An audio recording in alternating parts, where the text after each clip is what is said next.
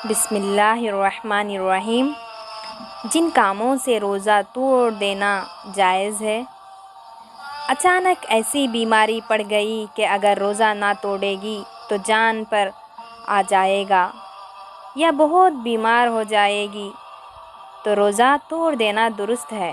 جیسے پیٹ میں ایسا درد اٹھا کہ بے تاب ہو گئی یا سانپ نے کاٹ لیا تو دوائی پی لینا اور روزہ توڑ دینا درست ہے۔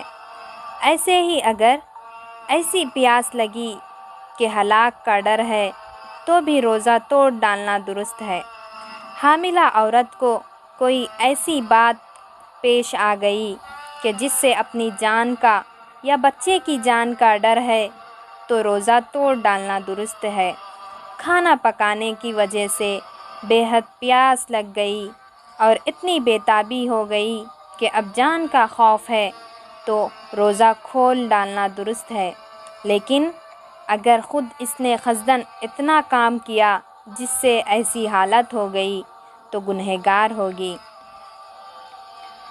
اگر ایسی بیماری ہے کہ روزہ نقصان کرتا ہے اور یہ ڈر ہے کہ اگر روزہ رکھے گی تو بیمار اور بڑھ جائے گی یا جان باقی نہ رہے گی تو روزہ نہ رکھے، جب اچھی ہو جائے تو اسے قضا کر لے، لیکن فقط اپنے دل سے ایسا خیال کر لینے سے روزہ چھوڑنا درست نہیں ہے، بلکہ جب کوئی مسلمان دیندار حکیم ڈاکٹر کہہ دے کہ روزہ تم کو نقصان کرے گا تب چھوڑنا چاہیے۔ اگر ڈاکٹر کافر ہے یا شرع کا پابند نہیں ہے تو اس کی بات کا اعتبار نہیں، فقط اس کے کہنے سے روزہ نہ چھوڑے۔ اگر ڈاکٹر نے تو کچھ نہیں کہا لیکن خود تجربے کار ہے اور کچھ ایسی نشانیاں معلوم ہوئی جن کی وجہ سے دل گواہی دیتا ہے کہ روزہ نقصان کرے گا، تب بھی روزہ نہ رکھے۔ اگر خود تجربے کار نہ ہو اور اس کی بیماری کا کچھ حال معلوم نہ ہو تو فقط خیال کا اعتبار نہیں۔ اگر دیندار ڈاکٹر کے بغیر بتلائے اور اپنے تجربے کے اپنے خیال ہی خیال پر رمضان کا روزہ توڑے گی تو کفارہ دینا پڑے گا، اور اگر روزہ نہ رکھے گی تو گنہگار ہوگی۔ اگر بیماری سے اچھی ہو گئی لیکن ضعیف باقی ہے اور یہ گمان غالب ہے کہ اگر روزہ رکھا تو پھر بیمار پڑ جائے گی، تب بھی روزہ نہ رکھنا جائز ہے۔ مسافرت میں اگر روزہ سے کوئی تکلیف نہ ہو، جیسے ریل پر سوار ہے اور خیال ہے کہ شام تک گھر پہنچ جاؤں گی، یا اپنے ساتھ جب راحت و آرام کا سامان موجود ہے تو ایسے وقت سفر میں بھی روزہ رکھ لینا بہتر ہے، اور اگر روزہ نہ رکھے بلکہ قضا کر لے تب بھی کوئی گناہ نہیں۔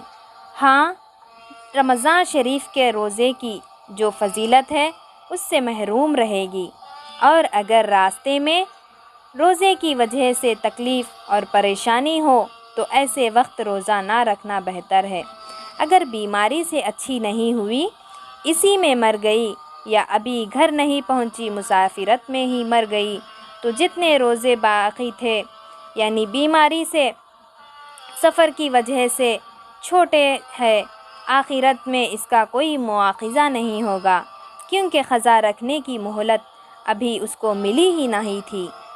اگر بیماری میں 10 روزے گئے پھر 5 دن اچھی رہی لیکن قضا روزے نہیں رکھے تو 5 روزے تو باقی ہے اور معاف ہو جائیں گے۔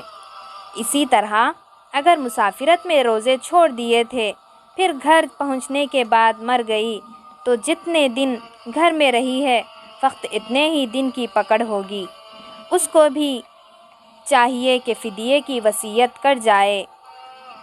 اگر روزے اس سے زیادہ چھوٹے ہو تو اس کا مواخذہ نہیں ہے۔ اگر راستے میں 15 دن ٹھہرنے کی نیت سے ٹھہر گئی تو اب روزہ چھوڑنا درست نہیں، کیونکہ شرع سے اب وہ مسافر نہیں رہی۔ البتہ اگر 15 دن سے کم ٹھہرنے کی نیت ہو تو روزہ نہ رکھنا درست ہے۔ حاملہ عورت اور دودھ پلانے والی عورت کو جب اپنی جان کا یا بچے کی جان کا کچھ ڈر ہو تو روزہ نہ رکھے، کچھ پھر کبھی قضا رکھ لیوے۔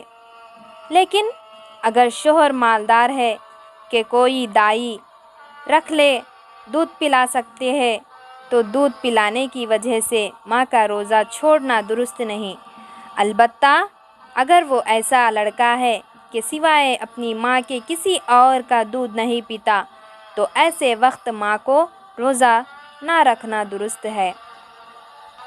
اگر رات کو پاک ہو گئی تو صبح کا روزہ نہ چھوڑے، اگر رات کو نہ نہائی تب بھی روزہ رکھ لیوے اور صبح کو نہا لے، اور اگر صبح ہونے کے بعد پاک ہوئی تو اب پاک ہونے کے بعد روزہ کی نیت کرنا درست نہیں۔